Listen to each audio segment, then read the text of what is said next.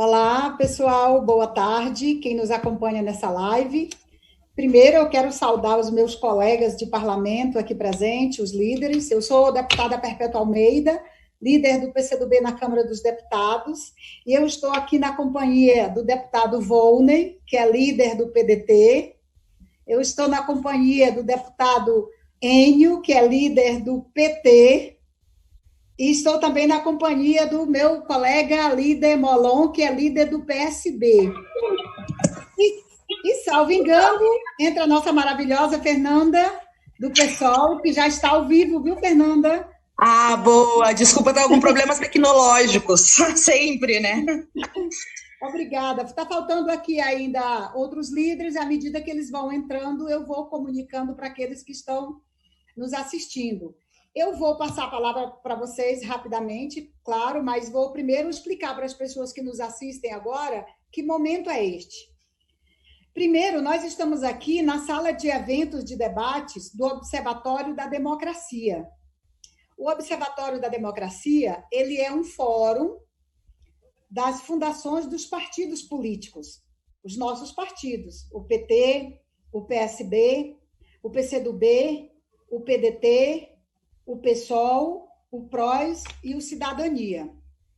Desde o dia 4 de maio, quando começou, de fato, um pouquinho antes, esses problemas da pandemia, o Fórum Observatório da Democracia decidiu começar a fazer um ciclo de diálogos, de debate com a sociedade, com personalidades, para poder discutir esse momento e entender como é que o Brasil pode enfrentar melhor esse momento de dor, esse momento difícil, que é a pandemia.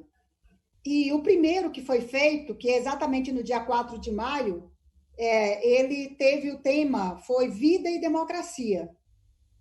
Hoje, o nosso ciclo de diálogos na webconferência, ele tem o nome para a gente debater exatamente o Congresso, qual é a participação do Congresso, especificamente a Câmara dos Deputados, o momento da política e as opções políticas que a gente tem pela frente.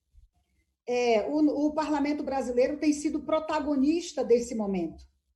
Foi o parlamento brasileiro que, especialmente, forçou a barra, eu diria assim, mas construiu alternativas para o Brasil construir esse momento.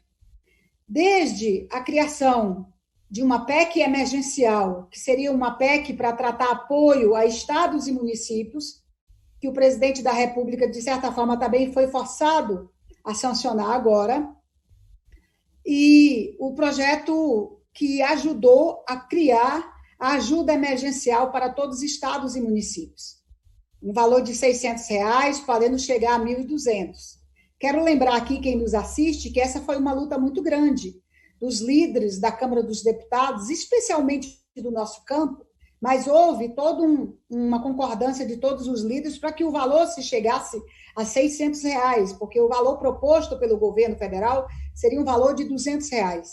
É disso que vive hoje milhões de brasileiros. Então, nós precisamos avançar e discutir, porque nesse cenário o Congresso Nacional assume um grande protagonismo na articulação nacional de soluções em meio a esse vácuo do poder que está sendo deixado pelo Executivo. O próprio STF também, ele assume um papel protagonista nesse momento, um papel importante, e é preciso essa unidade das instituições e dos poderes da República. Nós teríamos aqui hoje a abertura do nosso evento, do nosso ciclo de debates, pelo presidente Rodrigo Maia. Mas, com a licença dos mais líderes, eu quero ler aqui muito rapidamente.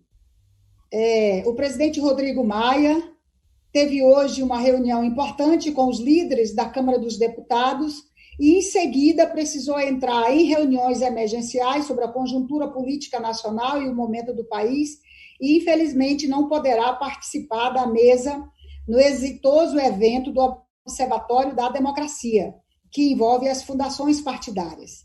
O presidente, então, pede todas as desculpas e já se coloca à disposição para novos debates em outro momento, e ele estará completamente à disposição.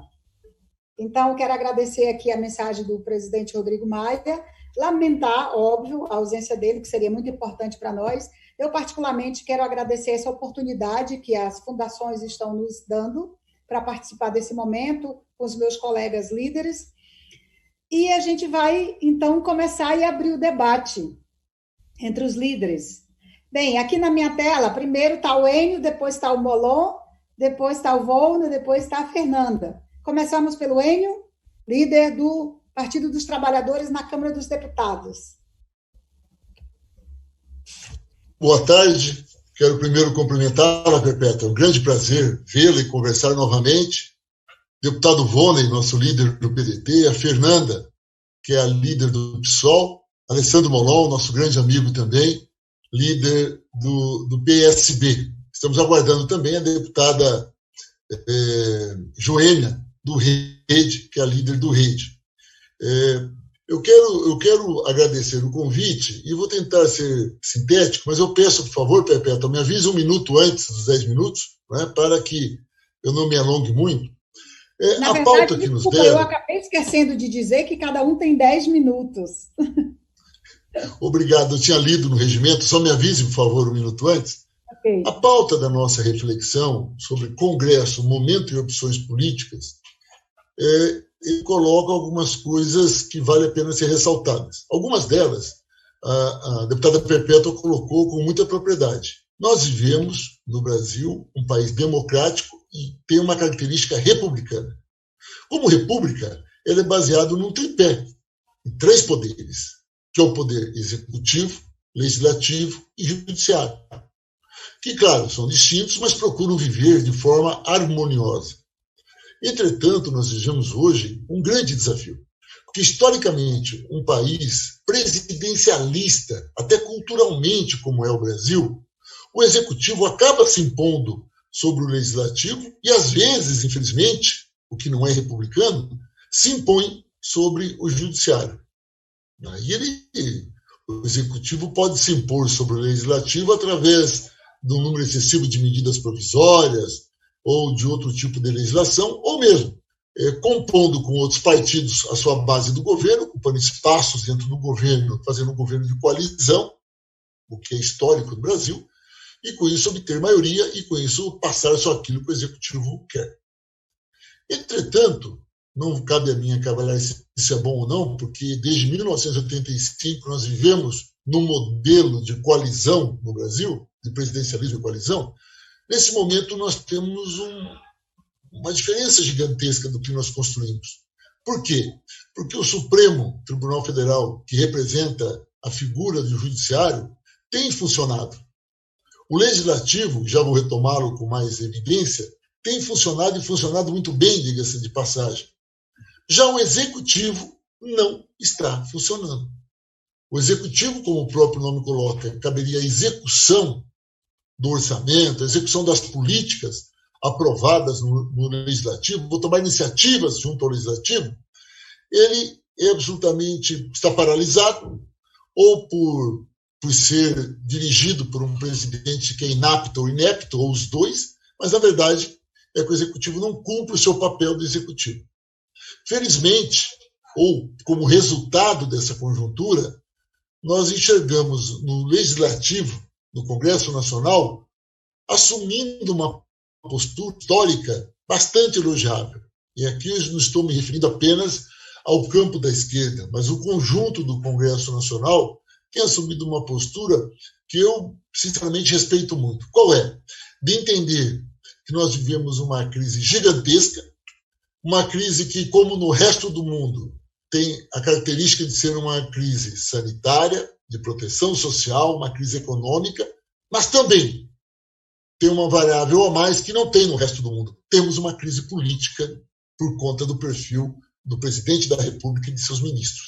Nesse sentido, e ao perceber isso de uma forma ou de outra, o Congresso tem trabalhado de forma muito forte, aprovando projetos que fazem o enfrentamento a essas 3 grandes crises. Só 3. A quarta, a política, não. Mas a sanitária, a de proteção social e econômica, se qualquer um que está nos assistindo aqui, os internautas, forem pesquisar o número de projetos apresentados que respondem a essa crise, E, portanto, o número de projetos aprovados no Congresso Nacional que respondem e enfrentam essa crise, o número é muito alto e são de projetos muito bons.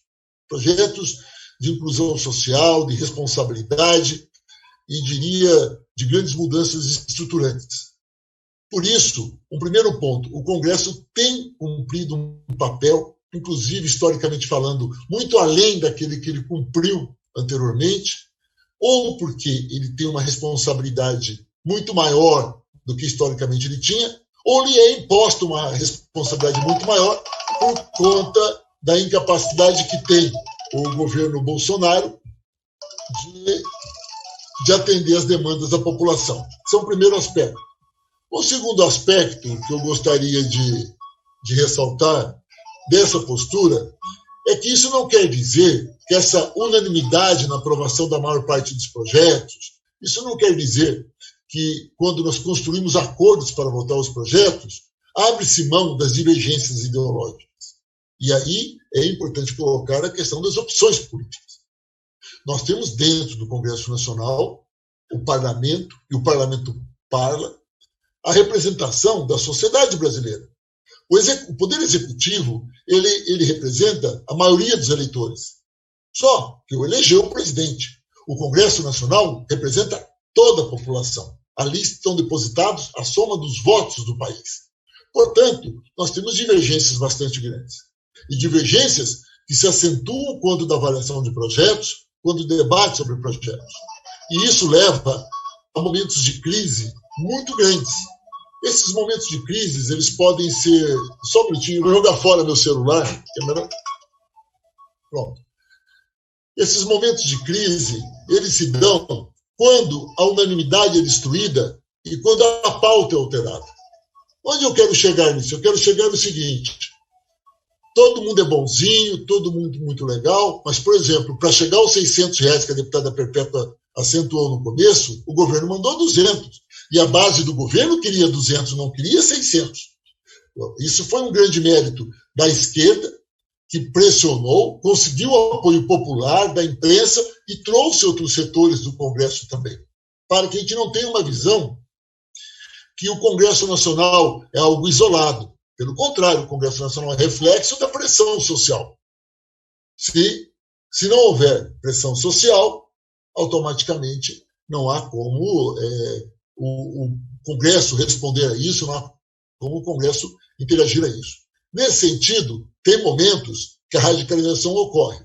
Podemos pegar aqui quando votamos a medida provisória da carteira verde e amarela.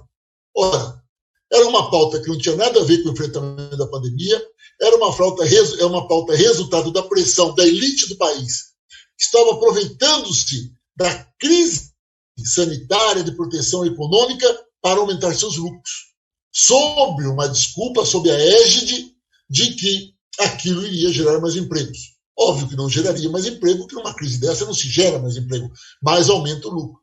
Ou seja, mostra essa questão da opção política, onde ainda é muito forte essa visão escravagista da nossa elite, e onde a nossa elite aproveita a crise para acumular riquezas. Na verdade, é uma conversa, um slogan muito popular que se diz que enquanto alguns choram, outros vendem lenço. A verdade é que a elite do país vende muito lenço. Nós podemos pegar, mais recentemente, a medida provisória 910, que é a medida provisória da grilagem. Ora, no momento como esse, e aí eu vou pegar algumas palavras do deputado Molon, que usa esse termo com muita frequência, se me permite, deputado Molon, não é o momento de discutir a questão da Amazônia ou a questão da grilagem. Discutir isso hoje, ou discutir daqui 6 meses, não vai mudar a estrutura fundiária do Brasil. Por que impor uma pauta dessa num momento de crise como esse? A resposta é muito simples. Impõe-se uma pauta como essa porque a sociedade está fragilizada, está com o olhar voltado para outro tipo de enfrentamento social, a própria Câmara dos Deputados está preocupada com outra pauta, e aí?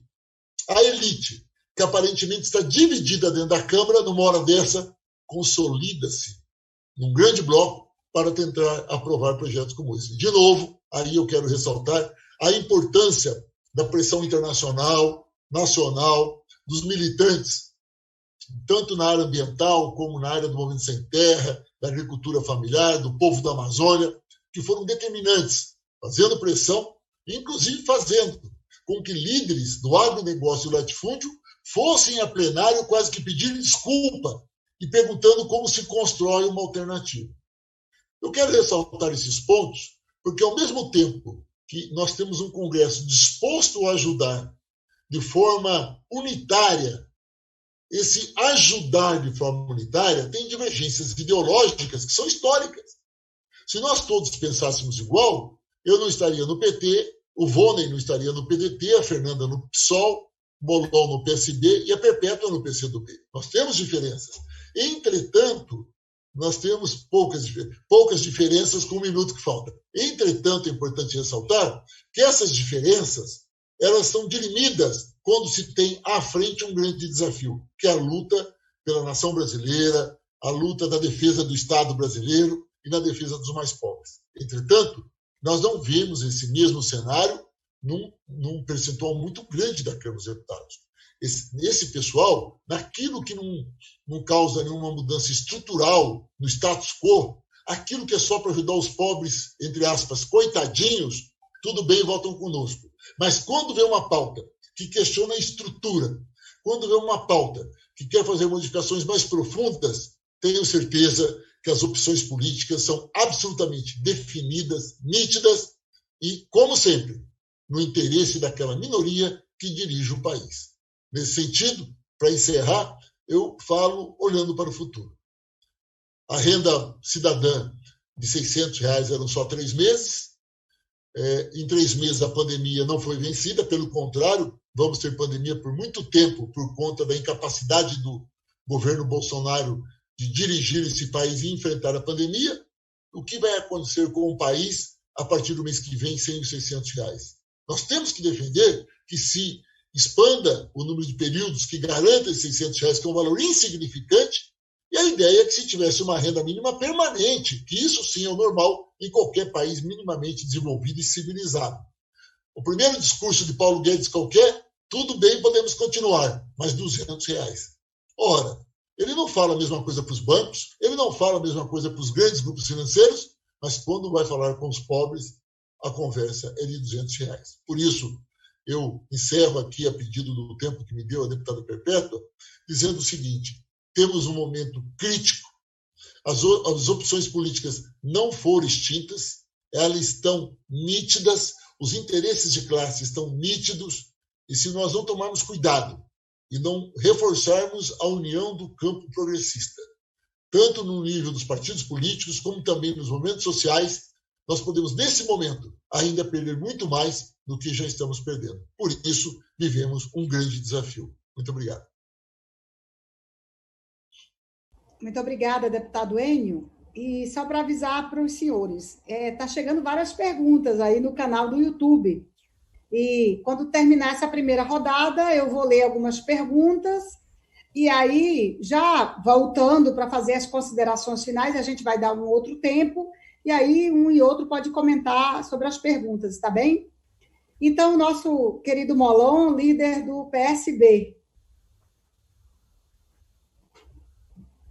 Muito obrigado, Perpétua. Eu quero cumprimentá-la, dizer que para mim é uma alegria estar aqui ao seu lado, você que está coordenando a nossa mesa, e está ao lado do Enio, do Vônei, da Fernanda e de todos que nos acompanham. Uma pena a Joênia não poder estar aqui também, mas certamente se estivesse aqui seria uma grande alegria para a gente também.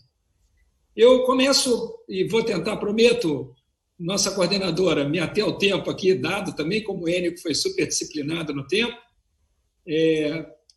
Eu começo falando desse momento crítico que a gente vive, né?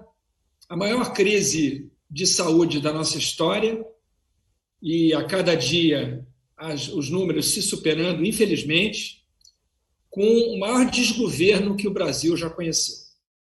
É uma espécie de tempestade perfeita, como se diz no popular, né? Ou seja, tudo dando errado ao mesmo tempo, né? Uma curva que cresce num ritmo acelerado, uma curva de mortes. O número de mortes dobrou nos últimos 12 dias, passando de 10 mil para 20 mil. Ontem, 1 em cada 4 mortes no mundo Uma dessas 4 mortes foi no Brasil, uma em cada 4. O Brasil tem o maior número de enfermeiros mortos pelo coronavírus, 164, e a curva crescendo num ritmo acelerado. Enquanto isso, o presidente da República, irresponsável, inconsequente, obtuso, autoritário, só pensa na sua reeleição. Não tem plano para o Brasil. Não se preocupa com a vida das pessoas. Ele acha que a vida das pessoas não importa. Essas vidas não importam para ele. Ele só se preocupa com os números da economia, porque ele receia que a economia caindo, ele chegue nas eleições de 2022 mais fraco e que, por isso, tenha menos chance de se reeleger. Trata o coronavírus com desdém, gripezinha, resfriadinho, histeria, exagero, e o Brasil avança a passos largos para uma catástrofe humanitária. Ele atua apenas para proteger a sua família.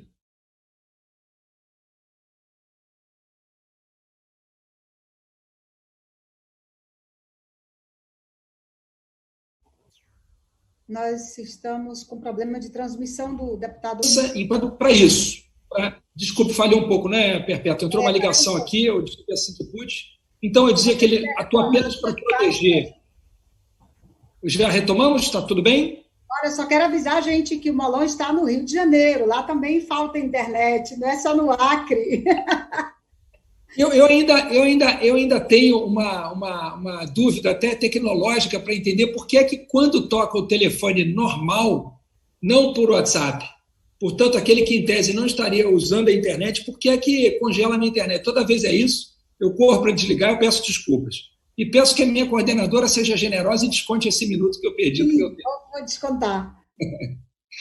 Eu dizia que ele só protege a sua família, só pensa nos seus filhos, em protegê-los das investigações dos crimes que eles cometeram e, por isso, tenta interferir nas instituições, cometendo crimes como obstrução da justiça, esse que daqui a pouco será revelado por Celso de Mello, com a liberação do áudio da reunião ministerial, e todos nós podemos nos preparar para as aberrações que foram ditas nessa reunião, como eu imagino que o Brasil vai conhecer.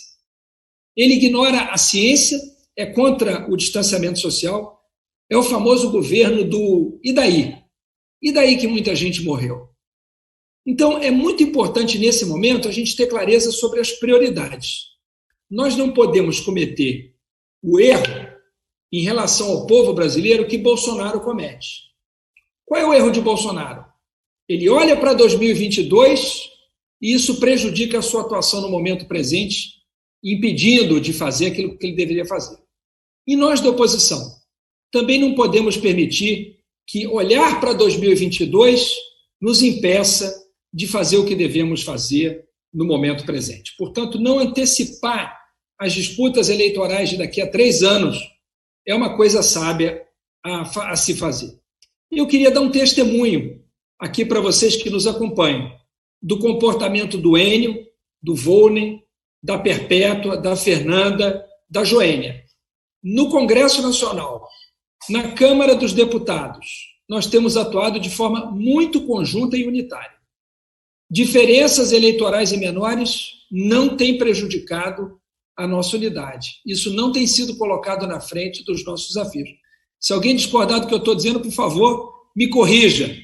Mas eu percebo isso em todos os meus colegas. Não é? Evidentemente que, às vezes, em uma matéria ou outra, a gente vota diferente, claro, porque, como o Enio disse bem, algumas diferenças nós temos.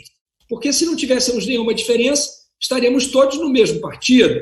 Embora, mesmo dentro dos partidos, às vezes haja muitas diferenças, não é? São os grupos, as correntes, as tendências, enfim. Na Câmara dos Deputados, nós, felizmente, temos construído um ambiente de colaboração, de cooperação, de unidade para enfrentar Bolsonaro e seu desgoverno. Eu posso dar esse testemunho. É claro que há outros desafios ao lado disso, e nós também temos que, dentro dos nossos partidos, começar a, de alguma maneira, colaborar para que isso se espalhe, esse ambiente se espalhe entre os nossos partidos como um todo, nas cidades, nos estados.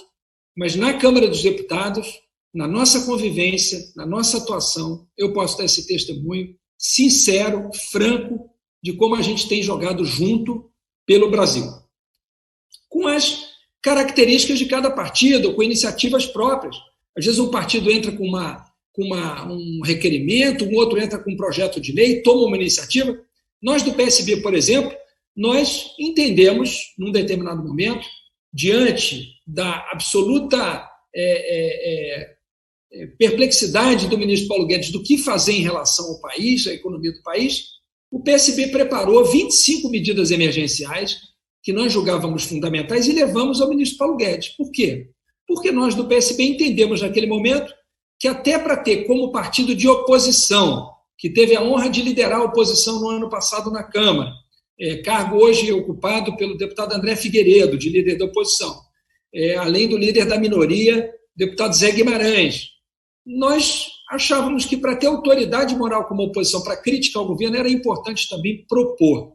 E nós propusemos.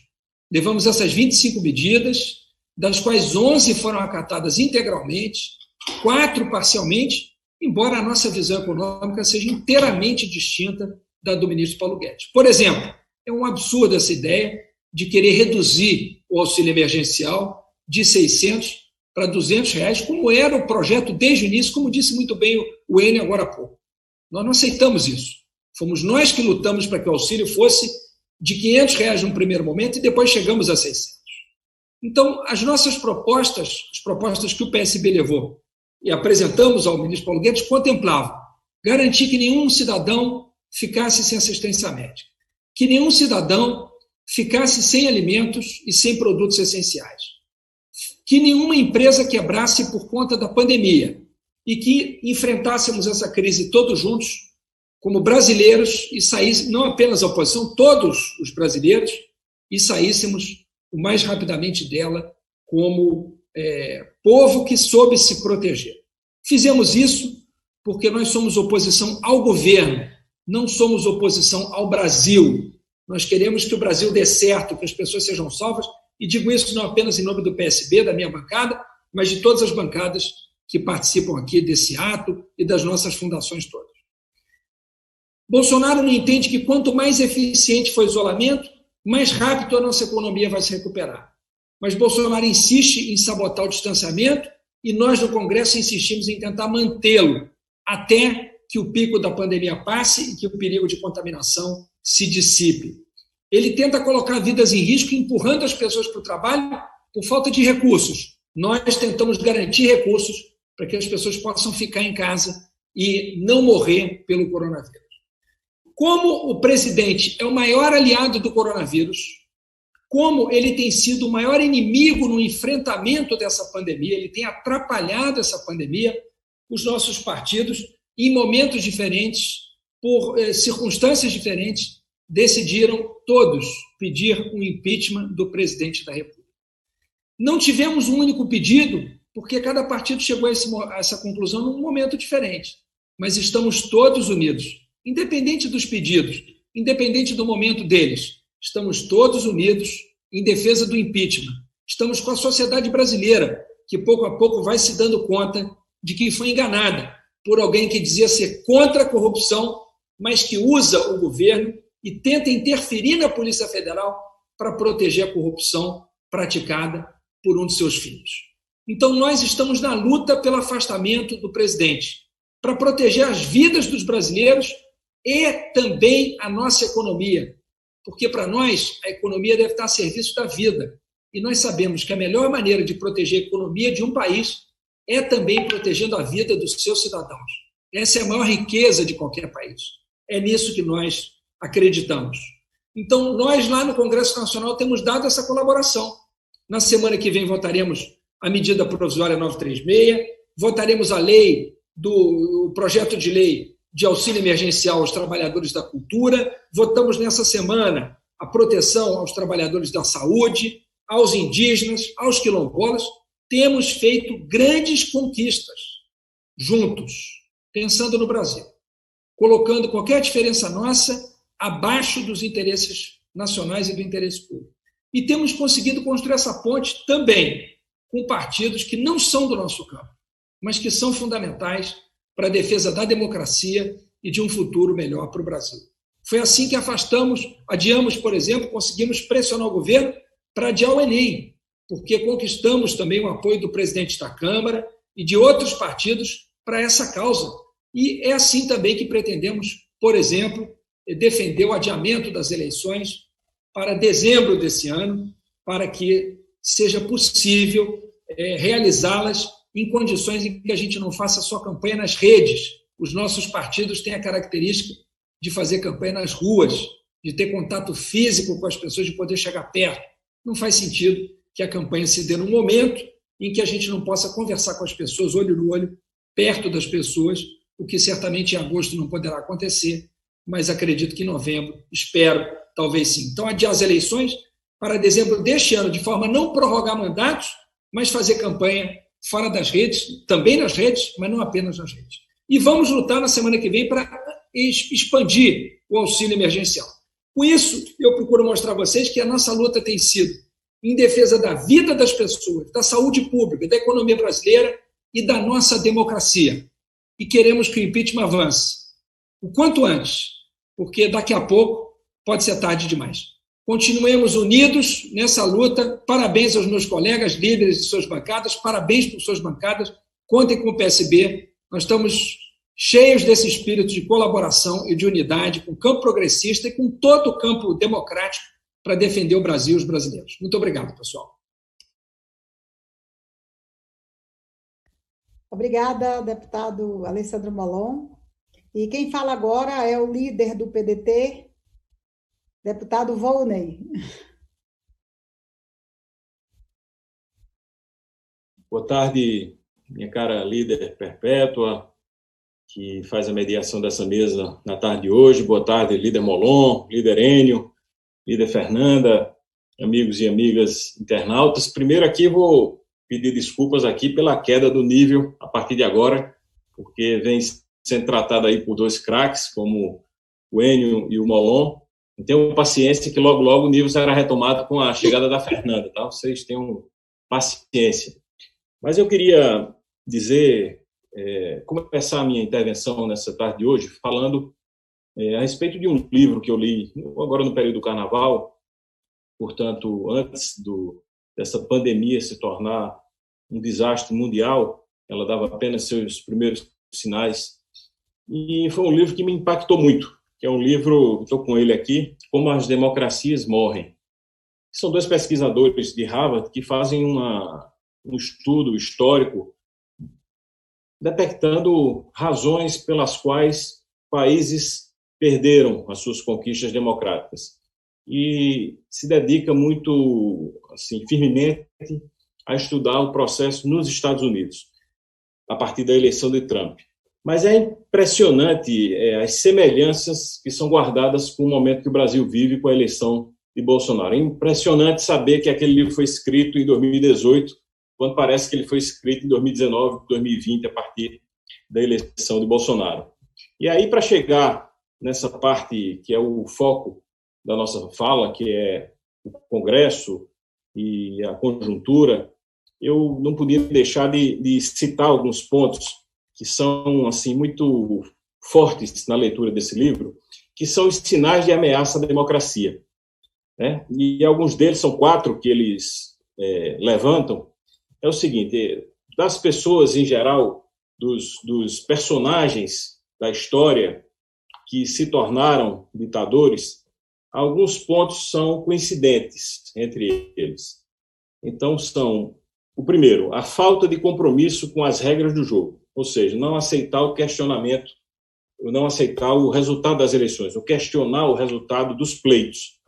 A gente vê que isso é muito claro, isso acontece e aconteceu. O Bolsonaro, antes mesmo do resultado, já anunciava que não aceitaria uma eventual derrota. Trump também fez isso nos Estados Unidos. Então, são traços, características que dão essa ideia de alguém que tem tendências ditatoriais, digamos assim.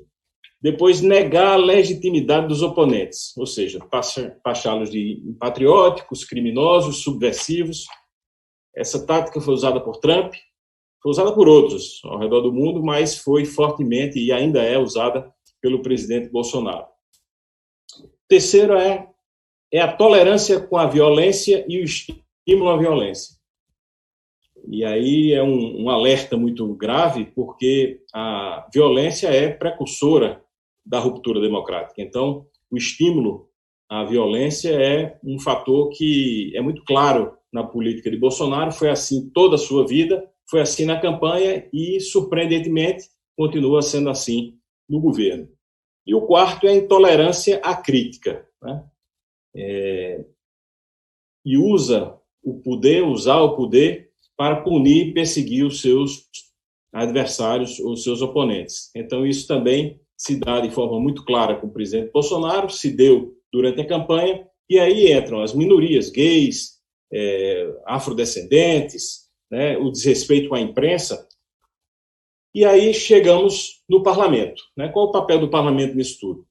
Porque eu acredito que nós, enquanto dirigentes partidários, enquanto parlamentares, estamos aí mesmo no foco dessa, digamos assim, desse portão que impede a chegada da ditadura. Porque os partidos têm essa responsabilidade de cuidar para que os seus filiados, dentre os seus filiados, não surja alguém com características ditatoriais, e o Congresso tem essa responsabilidade também de ser o cão de guarda da democracia. Então, o Congresso não pode ser um cachorrinho de estimação, ele é o cão de guarda da democracia. E nós aqui, líderes, que somos dirigentes partidários, nacionais e estaduais, somos também membros desse Congresso, que é esse guardião. Então, nós temos essa dupla responsabilidade de zelar pelos valores democráticos. E esses valores democráticos têm sido constantemente aviltados, afrontados, desrespeitados, o que nos faz exigir de nós medidas, lógico, dentro da legalidade e da institucionalidade. Não podemos fugir disso. Então, nós temos essa leitura, e o partido, o PDT, entrou com um pedido de impeachment do presidente da República, porque, como diz o nosso presidente Ciro Gomes, impeachment não é remédio para governo ruim. Remédio para governo ruim é eleição. Impeachment é remédio para governo que comete crime de responsabilidade. Então, é esse o caso do presidente Bolsonaro. É bom a gente fazer essa distinção, porque é uma distinção fina e que a gente tem que ter muito claro. Nós não somos a favor do impeachment porque não gostamos do governo Bolsonaro. Não é isso. É porque ele comete crime de responsabilidade. E são vários. Alguns citados pelo líder Molon, mas todos os líderes aqui citaram em seus pedidos de impeachment. O PDT subscreveu o primeiro, depois veio o PSB, depois, agora, essa semana, o PT, o PCdoB, PSOL, PCB e outros. Então, nós vemos com muita preocupação essa quadra que o Brasil vive. E nós, do parlamento, temos essa responsabilidade de manter essas conquistas democráticas, que foram conquistas a duras penas, e fazer com que a gente transforme esses valores em questões permanentes. A nossa democracia ainda é uma democracia muito incipiente. Nós estamos ainda dando os primeiros passos dessa conquista democrática que ocorreu no final da década de 80. Então, nós temos muito zelo com a democracia, e os nossos partidos. Eu parabenizo aqui, portanto, esse Observatório da Democracia, parabenizo as nossas fundações, em nome da Fundação Leonel Brizola e Alberto Pasqualini, que é do PDT, mas faço esse parabéns a todas as nossas fundações que têm estado também vigilantes e levantando esse debate para os internautas, levantando nas redes. O nosso Manuel Dias, que é o nosso secretário-geral do PDT, é uma pessoa incansável nesse debate, procurando levar esse debate para as bases do partido, e assim eu sei que PCdoB, PSOL, PSB, PT e Rede também têm feito o mesmo, além do PROS, Cidadania, que também integram essas iniciativas. Então, dizer que a responsabilidade nossa no parlamento tem sido essas que o líder Enio e o líder Molon têm falado. E nós entendemos que conquistas como esse auxílio emergencial são fundamentais para que a gente garanta o mínimo de sobrevivência para a população. E aí hoje, durante a reunião que nós tivemos no Colégio de Líderes para debater a pauta da semana que vem, eu fiz esse alerta ao presidente Rodrigo Maia e aos demais líderes, propondo que nós começássemos essa discussão da prorrogação do auxílio emergencial pela Câmara dos Deputados, pelo Congresso Nacional. Nós não podemos deixar um governo como Bolsonaro com essa bandeira, porque, de fato, não é uma prioridade governamental do governo Bolsonaro. Ele não está preocupado com isso. Claramente, a política do ministro Paulo Guedes, eu quando vejo o ministro Paulo Guedes falando da economia brasileira, falando da crise, eu me lembro muito daquele jogo que eu jogava quando era garoto, que era o Banco Imobiliário, onde a gente comprava terreno, vendia terreno. Não sei que os mais antigos vão lembrar, talvez eu seja o mais velho aqui dessa roda, então eu não sei se os mais jovens conhecem, mas o Banco Imobiliário, você tinha um dinheiro fictício ali que você comprava, vendia, você investia, e aqui era um joguinho, então ficava rico, ficava pobre, depois ficava rico de novo. Então parece que o governo Bolsonaro, o ministro Paulo Guedes, ele está jogando Banco Imobiliário, ele não sabe que aquilo ali são as vidas das pessoas. Então ele diz, não, simplesmente não tem dinheiro, vamos baixar, se quiser prorrogar o auxílio emergencial, tem que reduzir o valor para R$200. Ou então, quando ele propôs iniciar por R$200, ele está preocupado com a lógica do mercado, ele está preocupado apenas em sinalizar com a regra de ouro para os seus amigos banqueiros, investidores internacionais. Ele não sabe o que isso significa vidas. Então, eu levantei essa questão no Colégio de Líderes, eu acho que a gente tem um projeto, outros partidos também têm projetos nesse sentido que garantam essa prorrogação.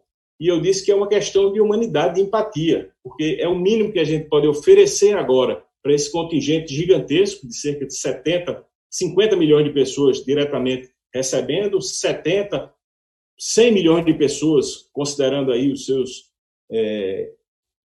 parentes e as pessoas que indiretamente são beneficiários desses recursos, que ficam aflitos porque imaginam como darão de comer a seus familiares e como comprarão os remédios quando esse auxílio acabar.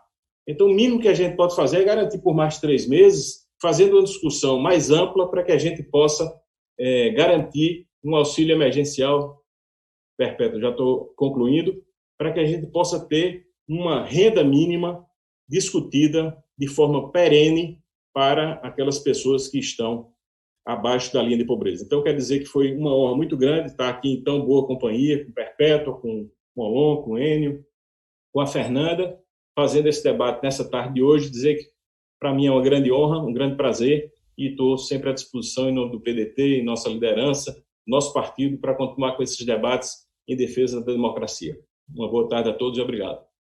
Obrigada, deputado Volney, mas só para lembrar, fiquem aí porque vai vir perguntas, eu vou ler as perguntas para vocês. Hoje, quando a gente... Deputada Fernanda, a próxima, viu? Só lembrando, quando a gente entrou aqui nesse grupo, hoje já era a segunda vez que a gente se encontrava, mas tem dias que a gente faz uma reunião seguida da outra, e esse grupo aqui normalmente se encontra 3, 4 vezes por dia em reuniões, não é isso? Está intenso. É isso. Deputada Fernanda, com você, querida.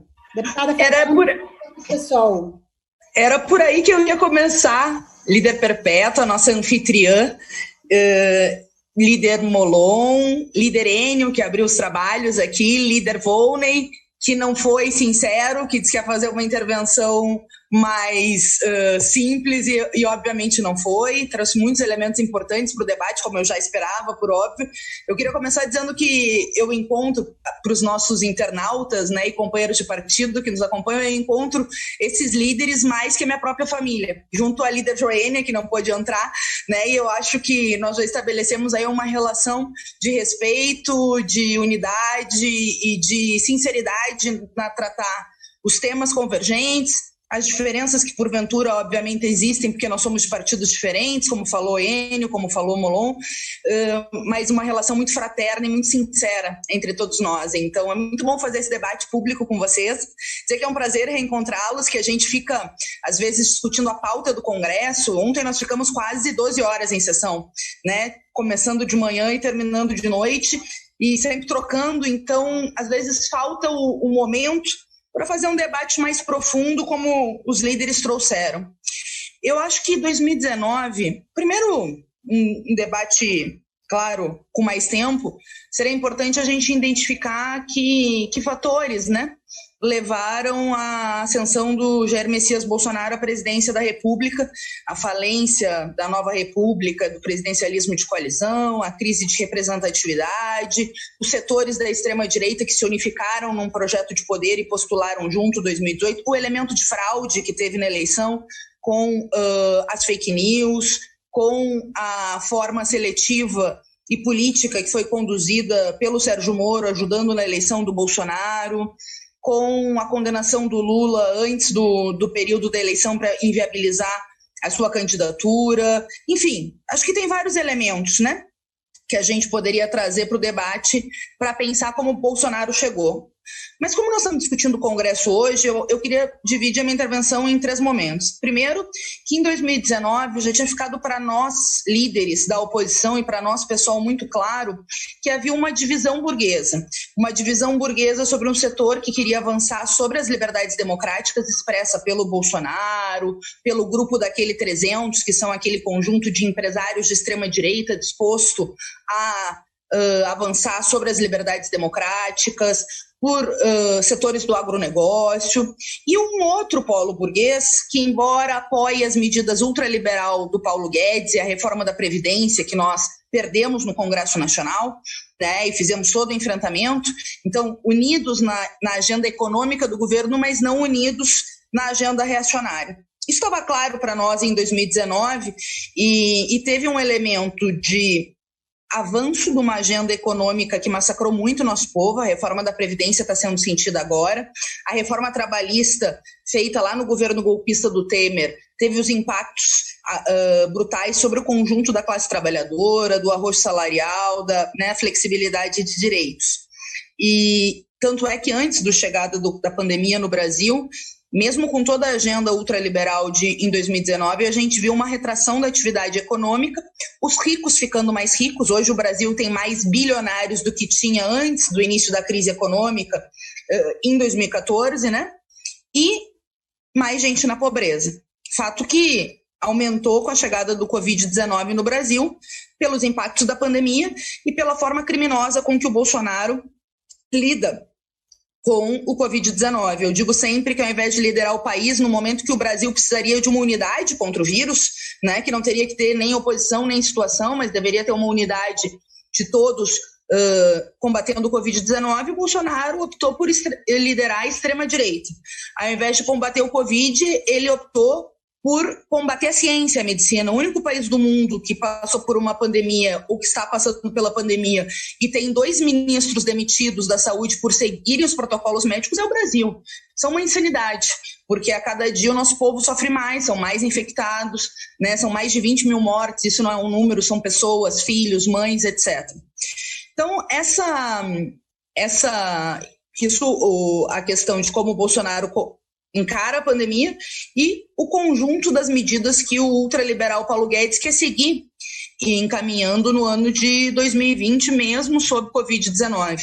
Eu tenho dito por aí, e digo publicamente, eu sou socialista, vocês sabem, estou sempre pensando como colocar um programa de transição que faça com que a maioria controle a política e a economia, mas eu tenho dito por aí, o Paulo Guedes não quer nem salvar o capitalismo, porque a agenda que ele está fazendo é uma agenda escandalosamente falida, né? Do Estado não entrar enquanto a gente está vendo que os trabalhadores perderam salário, quando a gente está vendo pequenas e microempresas falindo, quando a gente está vendo que vai aumentar o desemprego no Brasil e já está aumentando a quantidade de desempregados, e queria dar uma renda básica de apenas R$200 e numa unidade de ação e uma luta encarnecida da oposição no parlamento, mas também uma unidade de ação, né? Com outros partidos que expressam uma segunda divisão burguesa que veio agora no Covid-19, e eu vou já passar para ela, nós conseguimos ampliar para R$600.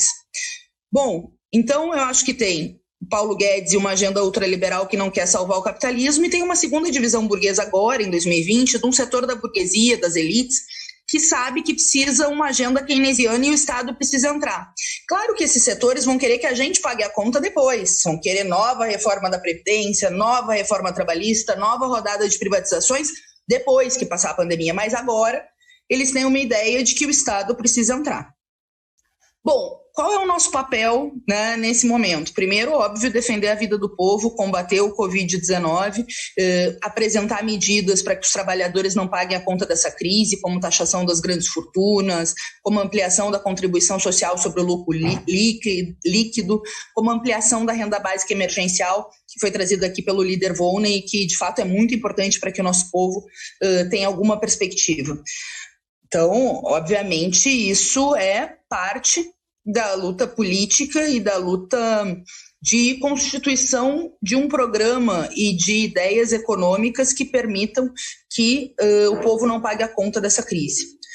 Mas antes disso, nós temos, e a gente está trabalhando junto, tem projetos nesse sentido, nós temos dois inimigos muito graves, que é o próprio Covid-19 e o próprio Bolsonaro, né? Derrotar o Bolsonaro hoje é uma medida sanitária para proteger a vida do nosso povo, sabe?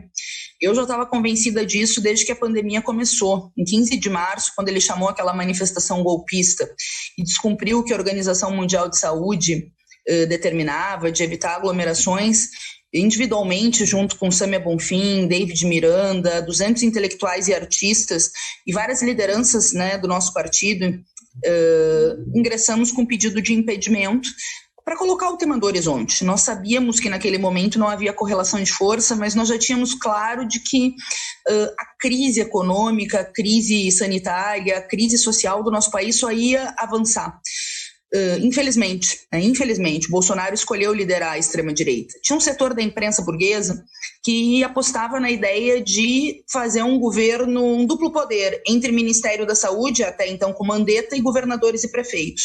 Como se o presidente da República, num país como o Brasil, pudesse ser tratado como um bibelô, né? Ou seja, como se não tivesse peso um presidente da República. Um presidente da República, pela Constituição brasileira, tem muito peso. O Brasil é um país presidencialista e o Bolsonaro não é um bibelô. O Bolsonaro é um elefante numa loja de cristais, né? E isso só se comprovou com o passar dos meses, porque ele próprio estimula a crise política.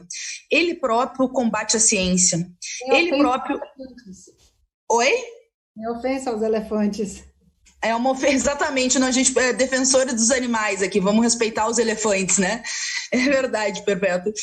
Ele combate a ciência, gente. Ele demitiu o Mandetta e, vocês sabem, eu tenho muita tranquilidade para falar do Mandetta, porque fiz oposição a ele todo 2019 na Comissão de Saúde, na Câmara, mas ele foi demitido por seguir o que falava a Organização Mundial de Saúde. Olha o grau de insanidade, né? É a marcha do obscurantismo, a marcha anti-ciência, a marcha das trevas, a marcha que quer que o povo escolha entre contrair Covid-19 ou morrer de fome. Essa é a linha política do Bolsonaro. Chantagear governadores e prefeitos, fazer pressão para acabar com o relaxamento social, intervir na Polícia Federal para proteger os criminosos. São criminosos, os filhos deles são criminosos e ele próprio é um criminoso, né? Então, de lá para cá, só se potencializou. Hoje nós estamos no epicentro da pandemia, o Brasil é o terceiro país em mortes, nós estamos numa marca de mil mortes por dia de Covid-19, colapso no sistema de saúde, não se fez um planejamento de guerra que seria necessário nesse momento para proteger o nosso povo, como fila única, reconversão industrial, produção em larga escala dos equipamentos de proteção individual, como qualquer governo sério, e aí eu não estou falando nem ideologicamente, qualquer governo sério teria feito. Então, de lá para cá, essa crise se desenvolveu e eu acho que eu estou muito contente que vários setores políticos e sociais também com outros argumentos, com outras compreensões, foram entrando na ideia, não entrando, porque todos nós éramos contra o Bolsonaro, mas havia uma dúvida da correlação de força, enfim, isso é a par da vida. Então, eu acho que o PDT ingressou com pedido de impeachment ainda antes da delação do Moro, né, e parabenizei o PDT, líder Volney, nas minhas redes, quando o PDT entrou, um partido importante da nossa unidade de ação contra o Bolsonaro. Depois, a Rede entrou na sexta-feira, no dia que teve a demissão do Moro e a delação dele, mostrando os crimes do Bolsonaro. Eu parabenizei a Rede, porque acho que fez uma peça consistente, a líder Molon, né, o líder Randolph do Senado, desculpe, a líder Joênia, perdão, e o líder Randolph no Senado. No mesmo dia, ou no sábado, entrou o PSB. Eu parabenizei o líder Molon e todas as lideranças do PSB, um partido muito importante da nossa unidade de ação. E agora teve outro pedido de impedimento assinado por 7 partidos, líder Enio, líder Perpétuo, que eu assinei de novo, junto com o conjunto do PSOL, que é muito importante, o partido inteiro unificado, e 400 entidades, que eu acho que é muito importante, né? Então, nós temos 34 bons instrumentos no Congresso Nacional.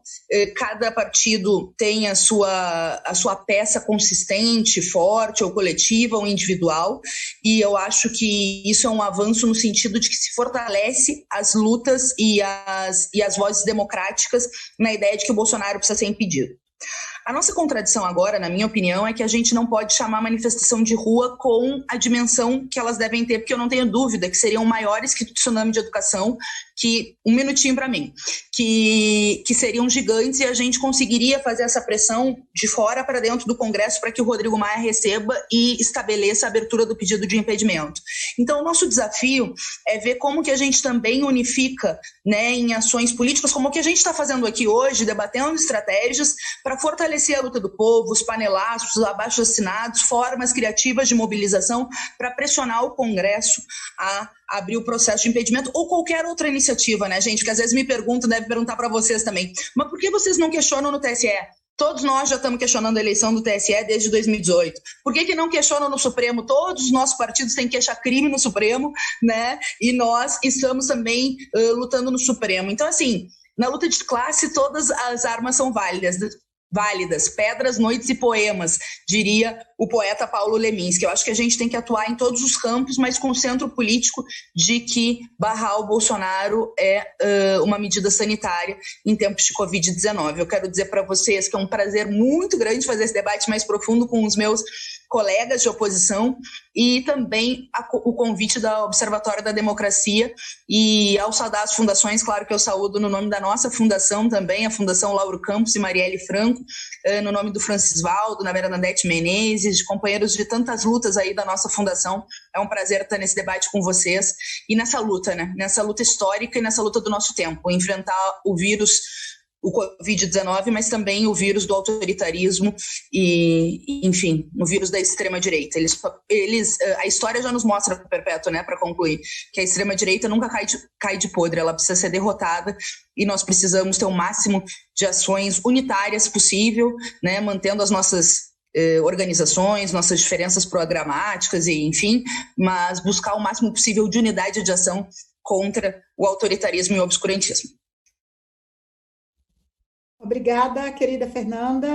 Olha, a notícia boa que a nossa líder Joênia, da Rede, já está aqui conosco. Só lembrando aos líderes que depois da deputada Joênia, eu vou passar uma leitura rápida das mensagens que recebemos para que vocês construam uma resposta ou outra e depois façam suas saudações finais.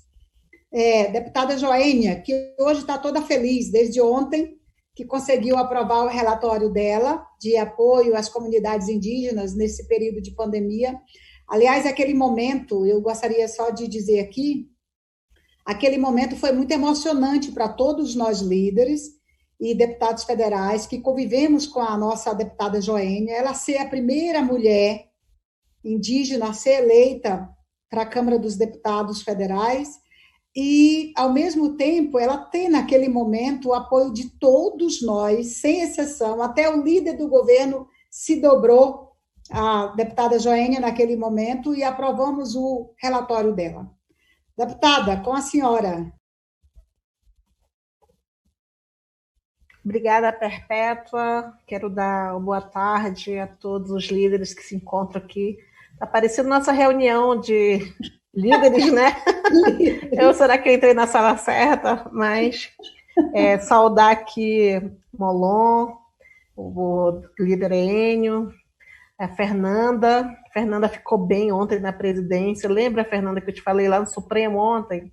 Que a minha previsão era Fernanda como presidente do Congresso, da Câmara. Querida!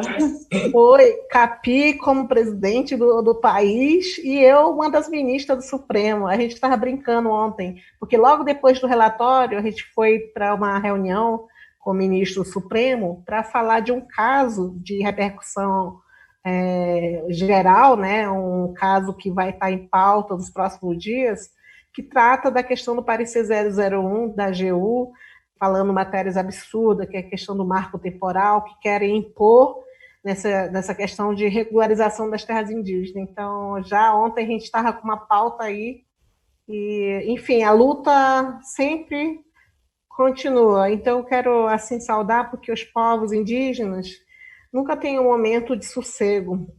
Todos os dias tem uma novidade, novidade de perseguição, de retrocesso, e esse governo, ele fez a campanha embasado nisso.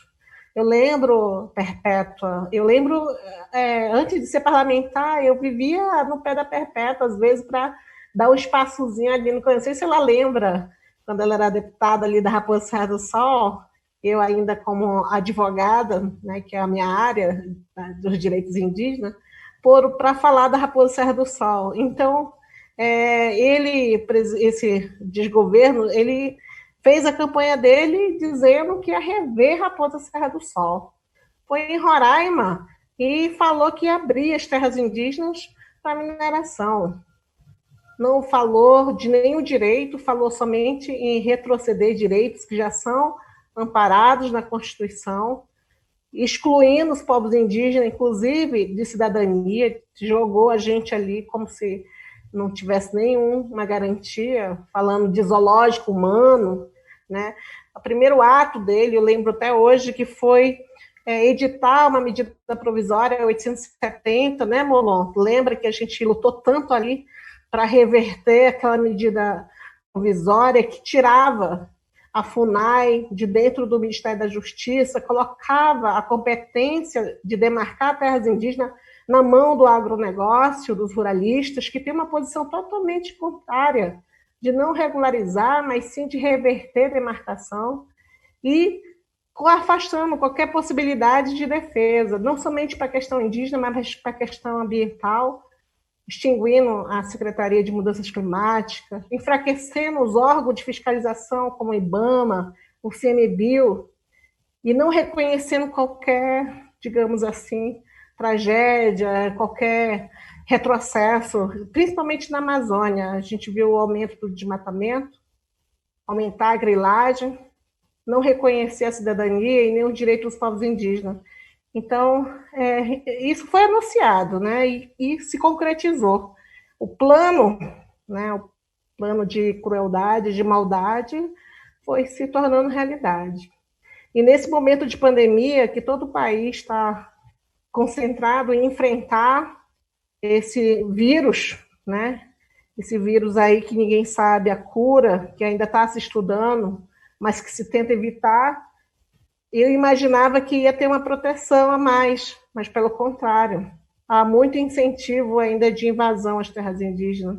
Em Roraima, a gente vê aí, no caso concreto, terra indígena Yanomami, que tem mais de 20 mil, segundo a Associação Rutucara, mais de 20 mil garimpeiros, né? E a fiscalização cada vez mais está enfraquecendo, né? Porque as pessoas, eles que cobiçam os recursos naturais, não querem saber de momento de pandemia, não. Eles vão mesmo. E nós não vemos nenhuma resposta positiva, né?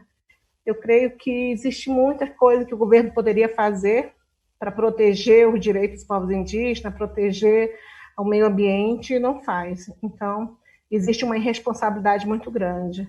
A rede, por outro lado, de sustentabilidade, que é o meu partido, né, tem feito requerimentos, pedidos, tanto no legislativo para assustar alguns atos, né, como essa questão agora mais recente da Instrução Normativa 09 da FUNAI, que desconsidera o conceito constitucional de terras indígenas, não reconhece que existe pendência de regularização fundiária, né, e tenta justamente justificar para que obtenha certidões, digamos assim, cartório, que não há nenhuma terra indígena, só aquelas que já estão registradas em cartório. E a gente sabe que pode ter 400 terras indígenas homologadas, mas existe mais 400 ainda que estão pendentes de regularização. Então, a gente tem feito essas proposições legislativas em termos de PDLs, né? Inclusive o impeachment também, reforçar aí que junto com o PDT, o PSB, o PV, né, nós temos feito proposições também, não somente do presidente agora, mas nós fizemos também impeachment até mesmo dos ministros, né? O Ricardo Salles, né, apesar de ter sido negado logo de mão, mas foi uma proposição política também, tanto do Ricardo Salles como da agricultura também, com aquelas autorizações horrendas de autorizar agrotóxico, né, e da própria educação. Então, enfim, a gente vê que é um conjunto de retrocesso para tudo que é lado, né? E mais ainda, agora, mais em risco, a democracia. A democracia que é um direito de todos, né? Essa é a questão que é um bem que a gente fortaleceu dentro dessa Constituição Federal de 88, que reconheceu o direito social, o direito a um pluralismo étnico, um pluralismo relacionado a essa diversidade cultural que o Brasil tem, que deveria ser um pilar a ser segurado, mas não, desprotege os mais vulneráveis, né? Eu quero compartilhar esse sentimento que a gente tem, e ontem, quando a gente estava lutando, Perpétua, pela aprovação do PL, você viu como é que foi a reação, né? Só quem estava lá no plenário viu que a gente passou de pressão. A Fernanda, a Perpétua, viram a pressão que eu levei ali pelo líder do governo quando quis colocar um projeto feito ali, né, de última hora, sem qualquer proteção, repetindo o que praticamente a lei já diz que é para fazer e não faz. Mas mesmo assim, né, eu acredito que foi essa união nossa, a união de quem protege essa democracia, os direitos sociais, os direitos humanos, foi que fez a diferença ali, né? Então, reconhecendo que essa unidade, somada à necessidade da sociedade também falar, das pessoas que ainda acham que isso é normal, a gente não pode criar essa situação que está havendo no nosso país como uma ação natural, normal. A gente não pode banalizar atos de irresponsabilidades, né? Digamos assim, incompetência de administrar o país, principalmente se envolvendo em casos ilegais, como se fosse banais, como se fosse natural. A gente tem que cobrar isso como cidadão brasileiro, seja indígena, não indígena, nós estamos no mesmo barco, porque agora essa administração do país, ela tem uma diferença, que cai justamente na diferença de proteger a vida. É isso, agradecer o espaço, né, que vocês estão falando e estão tendo, somar aqui as vozes de tantos que estão aí já no trabalho, e solidarizar as pessoas que sentem o mesmo que a gente está sentindo, que é preciso o país tomar um rumo. Não vamos deixar esse vírus que é o inimigo do país, que se chama Bolsonaro, né, é o vírus que está contaminando e que está levando as pessoas a se sentirem, digamos assim, mais vulneráveis do que já eram antes. Obrigada, deputada Joênia. A parte boa é que em nenhum momento a deputada Joênia ficou só, não é? Tinha as mulheres ali no plenário e tinha os líderes... Fez uma diferença muito grande, né? Guarda, não é? Alguém se aproximava, alguém do governo se aproximava da deputada Joênia no plenário, ou eu, ou Fernanda já ia acompanhar para poder... A gente quando não se aproximava, eu chamava, eu ficava lá. Fernanda, vem aqui. Mas, olha, muito obrigada. Gente, antes de fazer o retorno e ler as mensagens, eu gostaria de anunciar aqui o nome das fundações que estão organizando esse nosso ciclo de debates, agora a nossa live com os líderes dos partidos de oposição na Câmara. O ex-senador Cristóvão Buarque, que é o presidente da Fundação Astrogildo Pereira, a Rosanita Monteiro de Campos é a presidente da Fundação Cláudio Campos, O Alexandre Navarro é o presidente da Fundação João Mangabeira. O Francisvaldo Souza, o presidente da Fundação Lauro Campos e Marielle Franco. O doutor Manuel Dias é o presidente da Fundação Leonel Brizola. E o nosso ex-presidente do PCdoB, Renato Rabelo, é o presidente da Fundação Maurício Grabois. O Felipe Espírito Santo é o presidente da Fundação da Ordem Social. O Aloysio Mercadante, que é ex-senador e ex-ministro, é o presidente da Fundação Perseu Abramo. E queria aproveitar e agradecer aqui a Evelise, que está ajudando a organizar esse evento e fica mandando recadinhos para a gente também. Ela é da Fundação Perseu Abramo. E colegas parlamentares, antes de retomar a rodada com os senhores, tem aqui algumas perguntas. Agora não tem jeito, é todo mundo aqui nessa tecnologia, porque o pessoal vai mandando as perguntas para me passar para vocês. Então, para os nossos líderes, inclusive a Fernandinha, que deve estar aí ainda, eu vou ler rapidamente alguns comentários e perguntas. Eu peço desculpa, porque não dá para acolher todas as perguntas e todos os comentários, é só um guia aqui para que os nossos deputados possam fazer suas falas de encerramento. O Afonso Henrique diz: senhores deputados e deputadas, com todo respeito, gostaria de pedir a criação de uma frente, deve ser frente parlamentar de pressão objetiva para a realização de testes para o coronavírus. A Maria Salete perguntou: cadê o Rodrigo?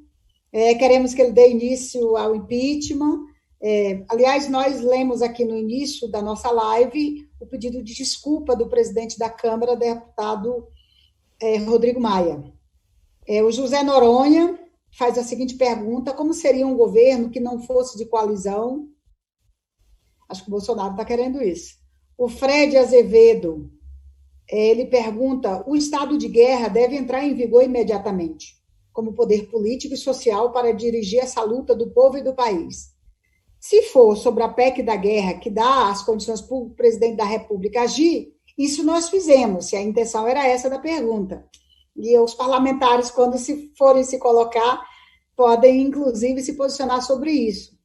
O Fábio Vaz coloca o seguinte: parabéns pela iniciativa do evento, e a deputada Joênia, parabéns pela aprovação do PL 1283, que cria um plano emergencial para o enfrentamento da Covid.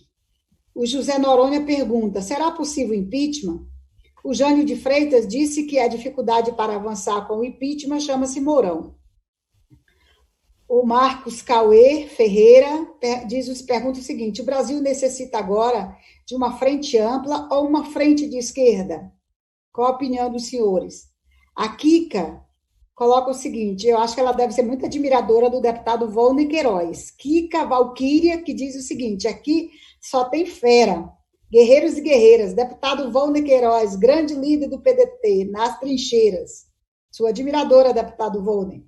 A deputada querida e ex-deputada Jo Moraes manda um abraço para todas as deputadas e todos os deputados, parabeniza pela iniciativa. A Lina Rocha pergunta: será que nós já temos clima de impeachment? A Gabriela Nepomuceno pergunta: e o papel dos militares nesse contexto de crise democrática? O que os senhores acham?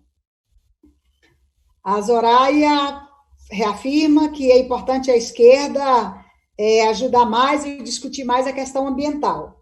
Então, esses foram os comentários. Eu peço desculpa aos demais, é apenas para os nossos líderes se situarem um pouco, já começando a encerrar. Depois dos líderes, eu já farei o encerramento aqui. Podemos começar de onde a gente começou do início? Deputado Enio, do PT. 5 minutos, ok? Obrigado, Perpétua. Quando estiver faltando 1 minuto, eu vou levantar o dedinho aqui, ó. Por favor, por favor. Estou levantando desse lado, porque desse não está pintado, a gente não tem manicure. Olha, eu quero repetir o que todos disseram. Primeiro, é um prazer debater com um grupo como esse. É um grupo que nos reunimos com muita frequência, várias vezes ao dia, não a semana. Ao dia nos reunimos muito, temos muita coisa em comum e quero lhes dizer, de público, já disse pessoalmente, que eu aprendo muito com esse grupo. Aprendo muito mesmo. Sem dúvida nenhuma, a gente erra muito menos conversando mais. principalmente com pessoas como essa. Então, eu quero dizer que eu agradeço muito. Quero também, aproveitando o Vone e a intervenção que ele fez, que eu achei muito boa, quando ele cita como as democracias morrem, tem um outro livro que chama-se Guerras Híbridas. Esse livro é um livro que é da editora do MST e é escrito por um jornalista da Sputnik, né, que a gente de vez em quando dá entrevista para eles. E é interessante que ele também foi escrito, Vone, antes do golpe.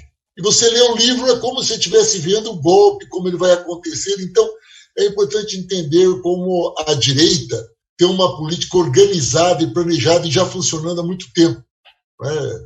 É comum dizer, na lógica marxista, né, não existe coincidência, não existe mesmo. Agora, sobre o impeachment, olha, o impeachment depende de dois conjuntos. O principal deles é pressão popular. É o povo exigindo. Como é que você mede isso em época de pandemia, visto que o povo não pode ir para a rua? Você manifesta isso nas redes sociais e pelas pesquisas. Por exemplo, o Bolsonaro está hoje com 25% de aprovação. Ele vem diminuindo. Naturalmente, a sua aprovação vem caindo. À medida que cair a sua aprovação, aumenta a possibilidade de ser votado impeachment na Câmara dos Deputados. Entretanto, 25% de aprovação são 50 milhões de pessoas. Espera aí, não é brincadeira. 25% de aprovação do seu governo implica que você com 25% você não consegue o impeachment. Agora, há pesquisas apontam que o gráfico dele é declinante. Ao mesmo tempo, o que ele está fazendo com a vida da população, e parece um paradoxo, mas os R$600 que nós, do campo da esquerda, lutamos e conseguimos com apoio depois do conjunto da Câmara, mas os R$600 deu uma sobrevida ao Bolsonaro, porque a população mais simples entende que é o mérito do governo ter dado R$600. Ela não sabe que ele queria 200. À medida em que esses 600 possam ser extintos ou reduzidos, também já muda a avaliação sobre Bolsonaro. E, por fim, o Partido dos Trabalhadores fez uma pesquisa da Vox Populi, onde a análise mostra o seguinte: à medida que as famílias passam a ter alguém próximo a ela sendo atingido pela pandemia, ele muda de opinião sobre o comportamento do presidente da República. E, infelizmente, como está indo essa pandemia, infelizmente, a tendência, portanto, é que a pressão dele seja maior pelo impeachment. Segunda questão, mas depende do Rodrigo Maia. Olha, não tenho aqui para defender o Rodrigo Maia. O Rodrigo Maia não é do nosso campo político, né? Ele é um liberal. Temos coisas em comum, que quem é liberal e sabe que é ser liberal, defende a democracia, defende as minorias, e isso temos em comum. Mas ele, na economia, ele é o oposto do que esse grupo aqui defende na saída para a economia. Agora, o Rodrigo é o presidente da Câmara. Ele não chegou a ser presidente sendo bobinho, só vai colocar se sentir que tem base para isso. Hoje, não há voto suficiente para o impeachment. Mas não é, e vejam bem isso, não é porque o Centrão foi para a base do governo do Bolsonaro. Porque numa leitura de aparência, poderíamos dizer o seguinte: olha, está dado o quadro. O Bolsonaro tem 25% de apoio da população, o Centrão foi para a base do governo em troca de cargos, logo, até 2022, Bolsonaro está tranquilo. Isso não é real. Não é real porque, primeiro, como já disse, os 25% mostram o gráfico em declínio, e, finalmente, o Centrão também estava no governo da Dilma. E na sexta-feira à noite, um número muito grande de ministros do Centrão que estavam no governo da Dilma saíram, deixaram de ser ministros, voltaram a ser deputados e no domingo votaram pelo impeachment da Dilma. Portanto, é o Centrão sendo Centrão. O Centrão vai votar a favor do Bolsonaro se notar que tem espaço para o Bolsonaro ficar. Se notar que é o Mourão que vai vir, eles votam pelo impeachment para dar entrada para o Mourão. E, por fim, aí eu quero falar só em nome do PT, agora me senti à vontade até para falar de forma coletiva. Nós, do Partido dos Trabalhadores, vou encerrar, apresentamos uma PEC assinada pelos deputados Paulo Teixeira e Henrique Fontana, a PEC número 37, que diz o seguinte: em caso de impeachment, chama-se uma nova eleição. É uma maneira de colocar no seguinte: o impeachment unifica a direita toda, Joyce Rossmann, o Kim Kataguiri, todo mundo unifica-se a nós do campo da esquerda, do centro-esquerda, todos juntos. Agora, o que vai acontecer depois, aí cada partido tem a sua estratégia, a sua tática. Nós entendemos que mais importante, que ela é tão importante quanto, não é? é tirar o Bolsonaro. Isso é urgente. Segundo, se for possível, tirar o governo e chamar uma nova eleição. Para isso, trabalhamos juntos pela nova eleição, pelo impeachment e, se possível, pela PEC 37, que chamaria uma nova eleição. De forma muito rápida, seria isso. As perguntas levariam a outro debate muito grande. Agradeço o convite, foi uma honra, e principalmente ser mediado pela Perpétua, que é uma grande companheira. Um grande abraço a todos, ao Molon, ao Vônei, a Fernanda, a Joênia. Tivemos uma semana de conquistas e espero que a semana que vem nos encontremos inúmeras vezes. Grande abraço. Obrigada, querido Enio. Com a palavra agora o nosso deputado Molon, líder do PSB. Obrigado, Perpétua. Cumprimentando você mais uma vez e agradecendo, dando os parabéns aí para o Enio pelas falas, assim como para o Volney, para a Fernanda, para a Joênia. A Joênia, um abraço especial pela vitória de ontem, tão significativa, tão bem construída, pela qual ela tanto lutou. Parabéns, Joênia. Eu termino dizendo o seguinte, Perpétua, eu acho que o presidente da Câmara certamente faz essa avaliação que ele mencionou. Não vai colocar para votar um impeachment se sente que não tem apoio. De fato, hoje parece não haver apoio na Câmara dos Deputados. Mas na população, a última pesquisa da XP, por exemplo, mostra que 1 em cada 2 brasileiros acham o governo ruim ou péssimo, enquanto que 25% dos brasileiros, 1 em cada 4, acham ótimo ou bom. O número de brasileiros que acham ruim ou péssimo é o dobro do número de brasileiros que acham ótimo ou bom. Isso não era assim há um ano atrás. Os números da pesquisa da XP mostram como o governo está se desfazendo. Então, esse equilíbrio de apoio do governo à sociedade ele está esmilinguindo, ele está se diluindo, ele está acabando. Era 40%, virou 36%, agora são 25%. Vai cair mais, porque à medida que as pessoas veem que o presidente da República é um irresponsável e que as pessoas estão morrendo por causa dele, ele não vai se sustentar. É uma questão de tempo. Eu espero que seja de pouco tempo, para menos gente morrer. Mas isso vai mudar. E o Congresso, por mais que o presidente possa atrair alguns partidos oferecendo cargos em troca de apoio, isso tem um limite. Hoje tem uma matéria muito interessante, salvo engano na Folha de São Paulo, que mostra que o momento do impeachment é decisivo para que ele passe. Se a crise se dá faltando pouco tempo para o governo acabar, é difícil do impeachment passar. Foi o caso de Temer, por exemplo. Não foi impeachment, mas foi a denúncia, foram as denúncias. Faltava pouco tempo. Agora, no caso de Bolsonaro, falta muito tempo. Então, as experiências históricas mostram que quando falta muito tempo, o impeachment é mais provável e não há nenhum sinal, do ponto de vista do comportamento do presidente, que, de alguma maneira, sinalize qualquer mudança de atitude dele que possa fazer essa perda de apoio refluir. Então, acho que é uma questão de tempo. Como eu já disse, eu espero que seja de pouco tempo. Quanto antes o presidente da República for afastado, tanto melhor para o país. Evidentemente que a figura do vice-presidente não nos traz nenhuma tranquilidade. O artigo publicado pelo vice-presidente da República recentemente é um artigo que soa também como uma ameaça às instituições por uma falta de compreensão do que são as instituições. Foi um artigo muito ruim do general Mourão, mas, infelizmente, a regra do jogo é essa, pelo menos por enquanto, que assume o vice. Eu também sou defensor da PEC mencionada pelo deputado Enio. Eu tenho, há muito tempo eu a defendo. Aliás, acho que eu a defendo mais até que os autores. Eu já brinquei várias vezes com Fontana, dizendo, Fontana, eu defendo mais a sua PEC que você, porque onde eu for, eu falo da PEC dele. Eu acho uma PEC muito boa. Afastou nos 3 primeiros anos, nova eleição. Isso vai, inclusive, acabar com a conspiração de vices contra os titulares dos cargos, que, infelizmente, já virou mania aqui no país. Então, isso também tem que acabar. Por isso, a PEC é importante. Agora, independente dela ser aprovada ou não, nós temos que afastar o presidente. Por quê? Porque é uma questão de proteger a vida das pessoas.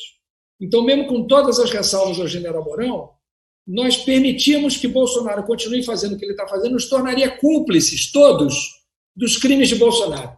E cúmplices de crimes nós jamais seremos. Então, por isso, o impeachment já Muito obrigado, Joênia. Obrigado pelo carinho, pela oportunidade. E você quer falar agora? Você estava me dizendo que faltava 1 minuto. Então, vou até devolver o minuto que você me deu a mais na fala inicial que eu tive. Muito obrigado a todos. Foi um grande prazer estar com vocês aqui. Parabéns às nossas fundações. E viva a nossa unidade, que no Congresso é construída a cada dia e tem sido muito exitosa. Um grande abraço. Obrigada, deputado Molon. Parabéns pelos dois que já falaram, o Eni Molon. E com a palavra o nosso Volney Queiroz, líder do PDT. Bem, vou pegar aqui o finalzinho da fala do Molon, dizendo que cúmplice de crime jamais seremos. Tem um ditado alemão que diz: se tem 10 pessoas numa mesa e se senta um nazista e ninguém se levanta, então tem 11 nazistas numa mesa. Então é isso, nós temos esse dever de nos rebelarmos contra esse estado de coisas que o presidente Bolsonaro tenta nos passar e passar o Brasil. Mas eu queria, com a permissão da mediadora, tentar aqui dar uma pincelada em cada pergunta, de algumas que eu consegui anotar aqui. Primeiro, da frente em torno dos testes para o coronavírus. Eu acho realmente, eu tenho feito essa denúncia, outros líderes aqui também fizeram. O Brasil é o país que menos testa entre os 10 maiores dos países com 10 maior número de casos no mundo. O Brasil é o penúltimo em testes na América Latina. Então, nós precisamos testar. Eu acho que o parlamento tem que se mobilizar para forçar que o governo federal faça uma política de testes em massa da população. O país é enorme e a gente só tem esses índices altos de mortalidade porque, devido ao número pequeno de testes, porque a mortalidade no mundo todo é em cerca de 1% dos infectados, aqui, por exemplo, em Pernambuco, é quase 10%. Então, é em virtude do pequeno número de testes. Então, acho muito justa essa sua ponderação. Com relação à pergunta se poderia haver um governo sem coalizão, eu queria dizer o seguinte, que nós não somos contra, por exemplo, a chegada do Centrão no governo Bolsonaro. Nós não somos contra o diálogo do governo com o parlamento. Nós não somos contra que os partidos participem dos governos. Nós temos apenas que saber em que base se dá essa coalizão. Porque, por exemplo, aqui no governo Paulo Câmara, em Pernambuco, o PDT faz parte do governo estadual. Então, nós participamos da vitória do governo Paulo Câmara e ajudamos a governar. Isso, desde que se dê de forma clara, de forma objetiva e de forma honesta, não um loteamento de cargos para as pessoas meterem a mão no dinheiro público, isso é muito salutar. Agora, nós precisamos evitar que haja o loteamento de cargos e o toma lá da cá. E, principalmente, quando o presidente da República nega que esteja fazendo concessões e, quando dá a volta, ele, por trás das câmeras, ele faz a negociação com o Centrão. Então, isso é que nós condenamos. Mas a participação dos governos e a coalizão em torno de propósitos, de programas, ela é muito saudável. Com relação à PEC da guerra, foi muito importante que a oposição, nossos partidos, tenham apoiado. Nós poderíamos não ter votado na PEC da guerra, porque ela dá muito mais poderes ao governo federal. Mas nós não queríamos dar essa desculpa de que o parlamento e que nós da oposição não participamos, não demos nossa cota, não demos os instrumentos para que o governo pudesse agir. Então, a PEC da guerra é uma carta praticamente em branco para o governo fazer tudo o que for preciso para combater o coronavírus. Infelizmente, as coisas não têm chegado à ponta e a gente tem denunciado isso. Por fim, aqui uma pergunta que me chamou a atenção é que se seria uma frente ampla ou uma frente de esquerda. No meu discurso nessa semana eu disse que nós queremos juntar todo mundo, do MBL ao PSTU, todo mundo que esteja com esse propósito de lutar pela democracia e tirar Bolsonaro do poder por uma questão de saúde, por uma questão sanitária, pela defesa da democracia, se juntem a nós. Nós aqui, partidos, estamos todos irmanados, juntos com esse mesmo pensamento e vamos trabalhar no âmbito institucional para que possamos restabelecer a ordem democrática no Brasil. Então, eu quero agradecer a todos a possibilidade de estar nessa tarde em tão boa companhia, agradecer a Kika, que nos fez aqui um elogio, dizer que eu me lembrei da história do escritor Perpétuo, que encontrou um fã e disse: eu li seu livro. Aí o escritor falou: foi você? Então, a Kika, meu abraço, E meu abraço aqui ao meu querido amigo líder Enio, Molon, Joênia, Fernanda e Perpétua. Eu me sinto realmente muito bem quando estou com essa qualidade enorme desses líderes. Me sinto sempre num aprendizado constante em debater com vocês, em dividir com vocês, participar junto a vocês dessa quadra histórica da vida nacional, tanto do ponto de vista econômico, do ponto de vista político, quanto do ponto de vista de saúde. Nós estamos vivendo um momento muito delicado, muito triste, mas também um momento histórico. E a participação de cada um de nós nessa história vai escrever nossos nomes para o mal ou para o bem nos nossos currículos, na história do Brasil. Espero que a nossa participação continue sendo assim, altiva, soberana, independente e visando o que é melhor para o Brasil. Então, estamos todos de parabéns. Parabéns à Perpétua pela mediação e às nossas fundações por possibilitar esse diálogo na tarde de hoje. Obrigado. Muito bem. Obrigada, Volney, parabéns. Quem fala agora é a deputada Fernanda, representando o PSOL. É você, Fernanda. Obrigada, Perpétua. TV ligada. É você, Fernanda? Eu acho que meu...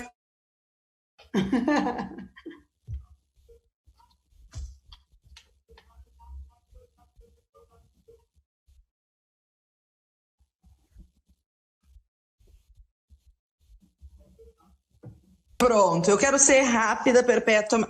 Primeiro, agradecer o momento. Eu acho que a gente devia repetir momentos como esse, né? A gente se encontra todos os dias e debate a pauta que tem sido muito grande na Câmara dos Deputados. É bom o pessoal saber, né?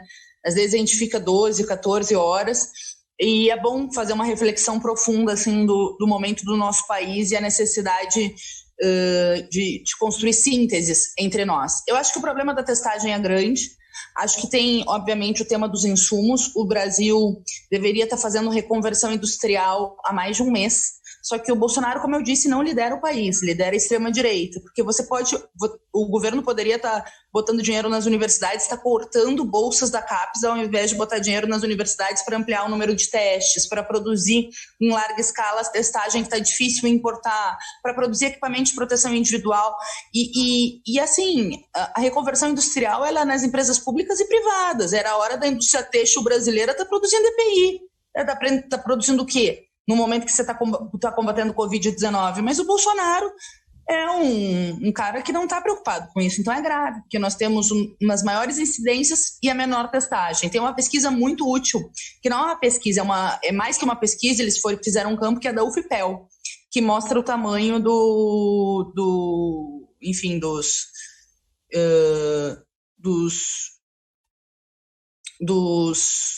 números acima dos oficiais. Eles foram de casa em casa, agora eles estão em 133 cidades e foram agredidos em algumas cidades pelo povo, caindo nas fake news do Bolsonaro, ou pelas polícias locais, por falta de comunicação do Ministério da Saúde com as prefeituras e governos estaduais.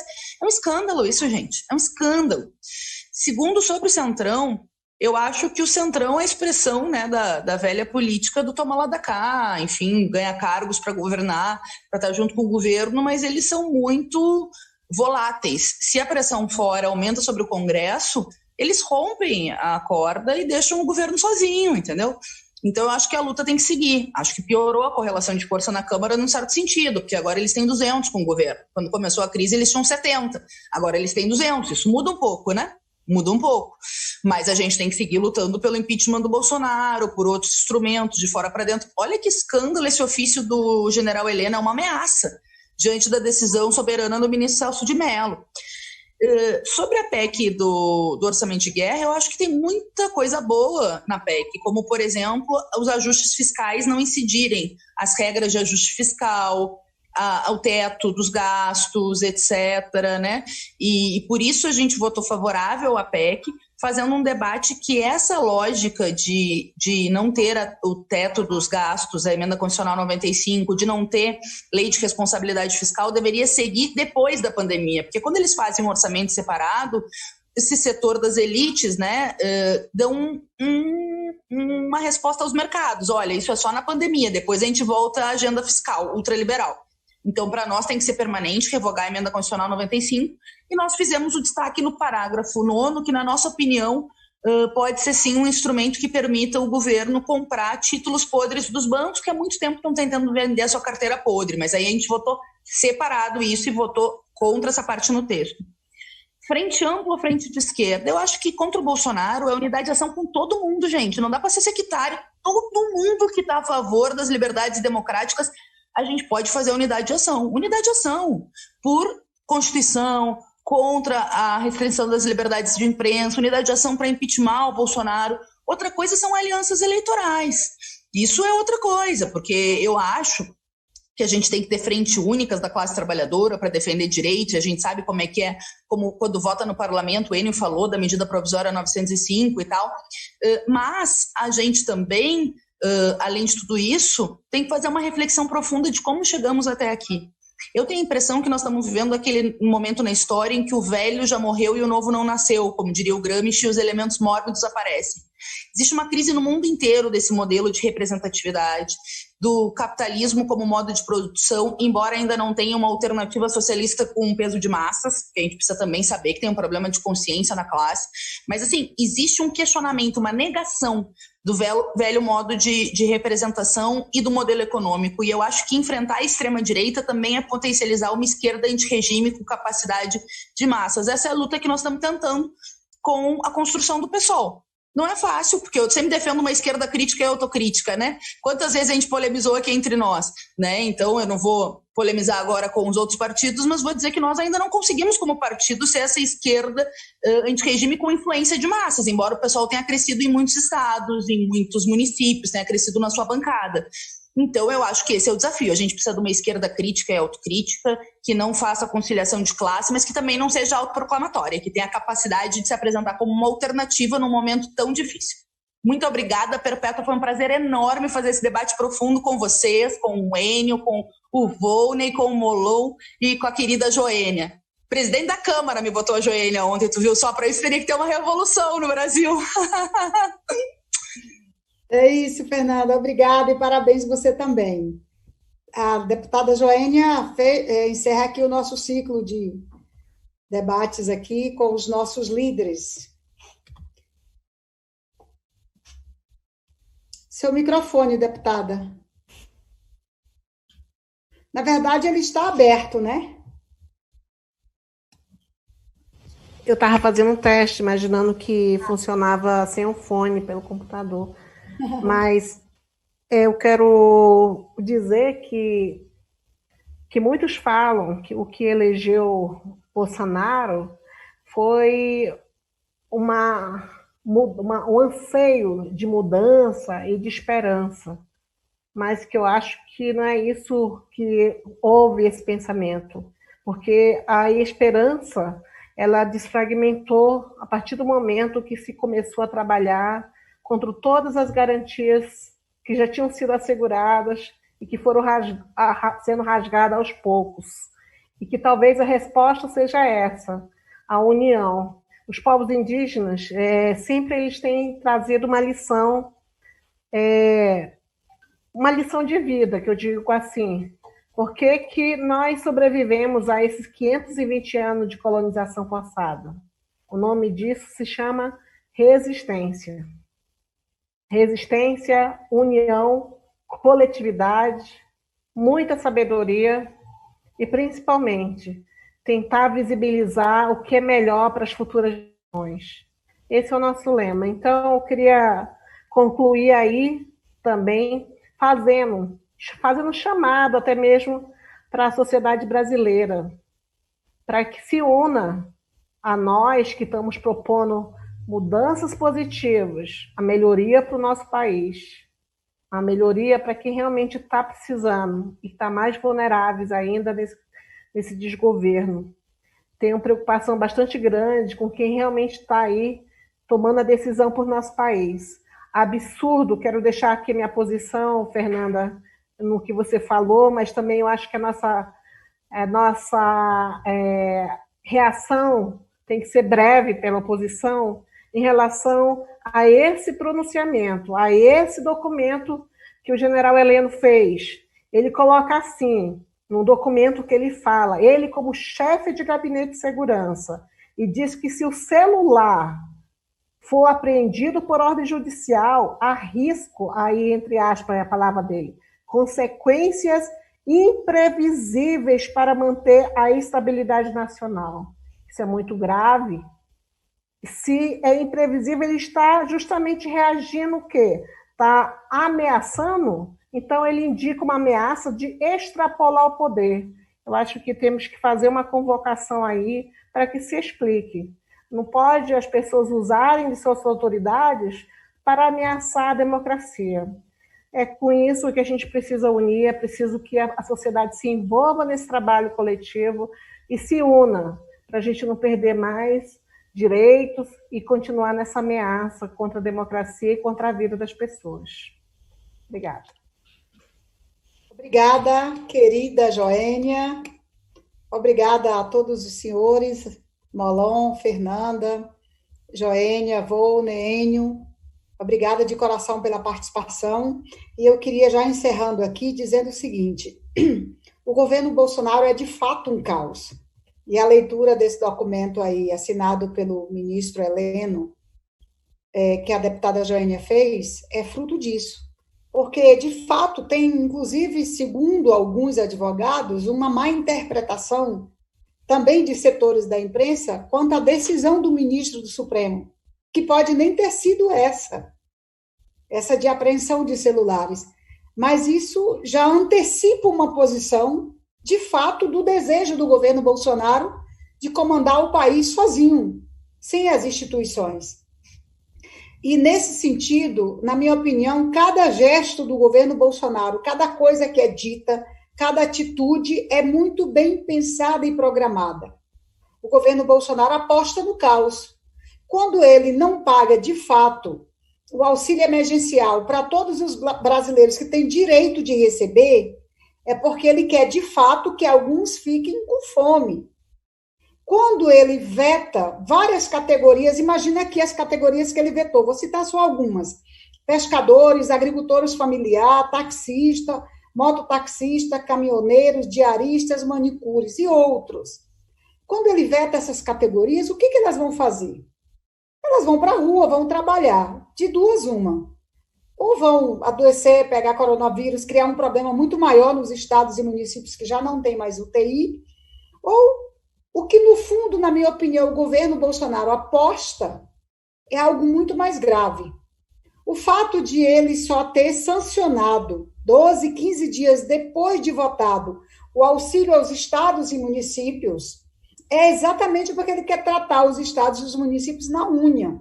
Então, ele aposta no caos. E, na minha opinião clara, o presidente Bolsonaro aposta que o Brasil vai viver um grande momento de convulsão, com pessoas na rua, assaltando, invadindo, brigando por causa de comida e de emprego. E aí, o que lhe sobra? Lhe sobra agir, lhe sobra intervir. Na minha opinião, o presidente Bolsonaro aposta nisso. Então, ele quer levar o país ao caos mesmo. E aí onde entra o Congresso Nacional, o Supremo, as instituições que têm responsabilidade nesse processo. Aí onde entra o debate do impeachment no Congresso Nacional. Na nossa opinião, o presidente Bolsonaro precisa ser parado. E, a cada dia, aumenta essa indignação popular. E esse é o nosso papel de líderes oposicionistas, de despertar a sociedade também para isso, ou acolher essa indignação da sociedade que cresce cada dia. É por isso, então, que considero muito importante esse momento aqui do Observatório da Democracia, organizado pelas nossas fundações, que eu já fiz a leitura, as fundações dos nossos partidos. Queria encerrar agradecendo a todos os líderes aqui presentes, agradecendo as fundações, agradecendo a você que esteve conosco esse momento todo aqui pelo Zoom, pelo YouTube, acompanhando o nosso trabalho, nos acompanhe no Congresso Nacional. Queria reafirmar dizendo: fora Bolsonaro, e a nossa total solidariedade a todas as vítimas do Covid. Muito obrigada, colegas. Foi bom estar com vocês mais uma vez.